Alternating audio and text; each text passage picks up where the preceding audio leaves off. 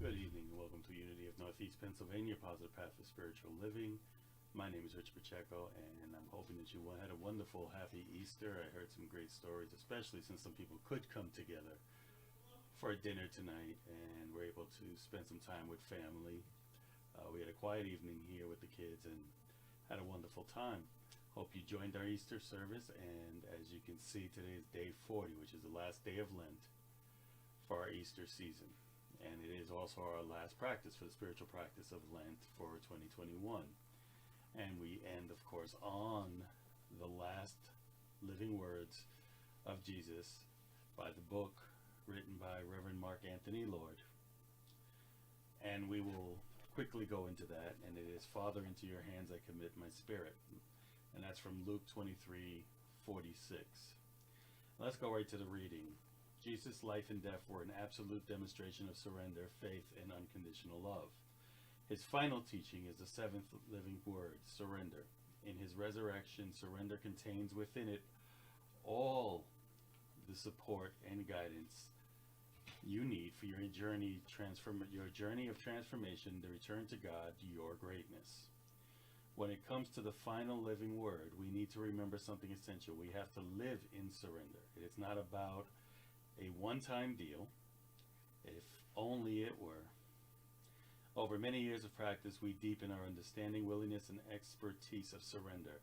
Surrendering is a process that's infinite, and there are always deeper layers to dive into until enlightenment is reached. Surrender can and should be joyful, because ideally there's enough of the foundation of faith and understanding to joyously let go. Why then does surrender feel so difficult? Surrender in the eyes of the world looks very unappealing. Win at all costs has become a standard for everything from business deals to wars. It perpetrates the illusion of separation and the false belief of enemies and us versus them.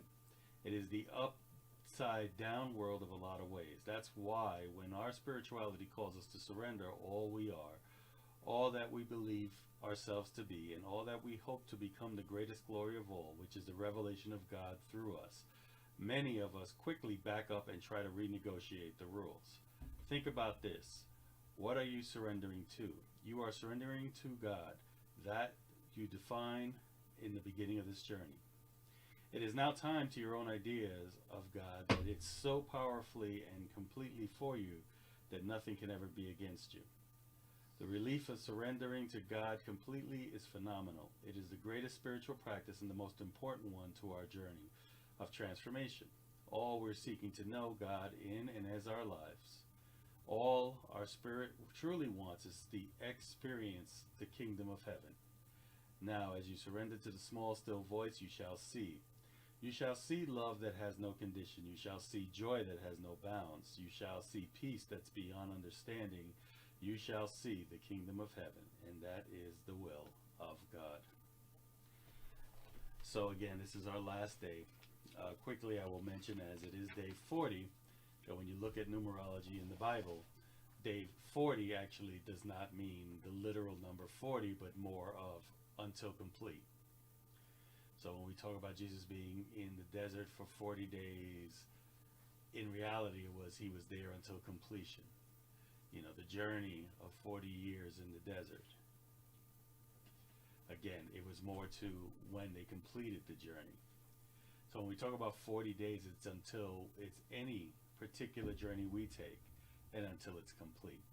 Second of all, it's kind of what he wrote here to me sometimes can be misconstrued, I guess is the best way to say it, because as he said, we try to renegotiate the rules. Now, the point of, especially here at Unity, we talk about it all the time, it's about the work we do. So when we practice the spiritual practice, when we use the affirmations, we use denials, we use meditation, we are doing the work. When we do the readings, we attend classes, we attend workshops, we do the reading. When we come to Sunday lessons, it's not just to be here on Sunday and it's a one-day thing. It's about taking what you learn in the lesson and using it, which is why I emphasize the homeworks. Whether you do it or not is a point of free will that you have. But if you're living by the principles, last principle is not enough to know the truth, you must live the truth, and that's what's important. So here in the chapter, he talked about that, do all you can, win at all costs. you're correct. You don't want to lose yourself in that, but you also want to strive for that goal and go for it. I think, and I've shared this before, I love it's a play actually, I don't think they ever made a movie out of it, but it was Medea Gets a Job. And she's talking to her boss, and her boss goes, I don't know, I'm overwhelmed, and she starts going through her problems. And Medea starts talking about the Bible verse about being still. But she says the problem is that most people hear be still, and it's, okay, let's just stop doing everything and wait and hope something happens. No, it's about doing all you can. And when you get to that plateau that says, I don't know what to do from here. I'm here. I've done everything I need to do. Where am I going from here? Be still. Know your God. Listen for that small, still voice. And then continue to move from there. And that's what's important. It's about surrendering to that. Because when you surrender, it's not about your will. It's about the will that's within you, that intuition that tells you this is the next move. And you're able to make a decision to say, hey, I'm going to follow that.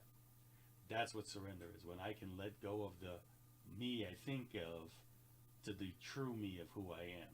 And listen to that small, still voice that's going to guide me in the right direction. So again, this will be our last daily devotional for now. As always, I always come up with something else, and we'll have some more daily practice. This is my time to bask in the completion of one part of my journey as I'm starting to see other parts unfold. And I'm grateful to all of you that were a part of it, and I again will be announced more once everything is finalized. But with that being said, please don't stop practicing. Please keep listening to our Sunday lessons.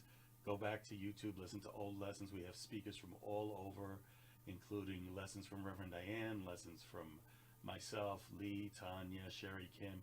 Everybody's been on there. Someone has had great words, and you never know the words you need to hear. Be on there, take the words, practice them, make yourself the best you can be. Life will always be a challenge. But if you're up for the task, take the challenge, make it your own, do what you can do, and every time we hit that plateau, surrender to it and allow it to bring you through, because I guarantee you when you come out the other side, you'll be 10 times better. As always, if no one else has told you, I love you, and there's nothing you can do about it. And I bid you namaste.